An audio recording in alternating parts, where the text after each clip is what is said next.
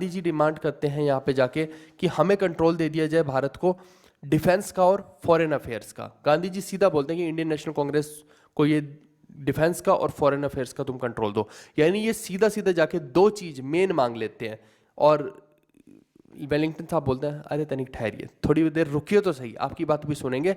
अभी B are Ambedkar की बीच में से आवाज आती है, इतने में एक आवाज आती है, वो बोलते हैं कि भैया मुझे तो चाहिए डिप्रेस क्लास के लिए एक सेपरेट इलेक्टोरेट।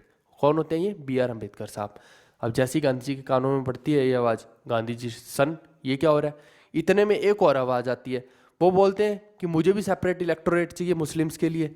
तो वो कौन होते हैं? मोहम्मद अली जिन्ना साहब होते हैं, है ना। तो दोनों की आवाज़ गांधी जी को पड़ती है और गांधी जी अगेंस्ट हो जाते हैं दोनों के, भैया ये क्या हो रहा है। और अंबेडकर साहब के साथ तो वो अच्छा खासा लड़ लेते हैं, उन्हें पता है कि मुस्लिम्स तो चलो मांग रहे हैं ठीक है, लेकिन ये अंबेडकर साहब जो मांग रहे हैं यहाँ पे गड़बड़ हो रही है, क्योंकि ये ज़्यादा पहली कांग्रेस डिवाइड हो रखी है एक्सट्रीमिस्ट और मॉडरेट्स में। फर्दर ये सब करने के बाद दलित्स को करके फिर और ज़्यादा डिवाइड कर रहे हैं, तो फिर हिंदू बचेंगे ही नहीं, तो फिर बात क्या होगी, किसके साथ हम बातचीत करेंगे और किसके लिए ये सब हम कर रहे हैं।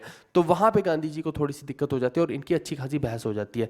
अब गांधी जी अपनी डिमांड रख रहे होते हैं तो वेलिंगटन साहब बोलते हैं कि करो सब फाइलें फूले बंद, ये सब फाइलें हम बाद में देखेंगे, कॉन्स्टिट्यूशन को बनाएंगे बाद में, this is the show time, अभी पहले शो चला है, शो को देख लेते हैं भैया, एंजॉय करते हैं कि चल क्या रहा है यहाँ पे। लेकिन अगेन इसका कोई भी पूरे के पूरे इसका कोई नतीजा नहीं निकल पाता इस राउंड टेबल कॉन्फ्रेंस का। अगेन क्या होता है, no conclusion of this conference, और बस आपस में ही लड़ाई झगड़ा करके ये लोग वापस आ जाते हैं।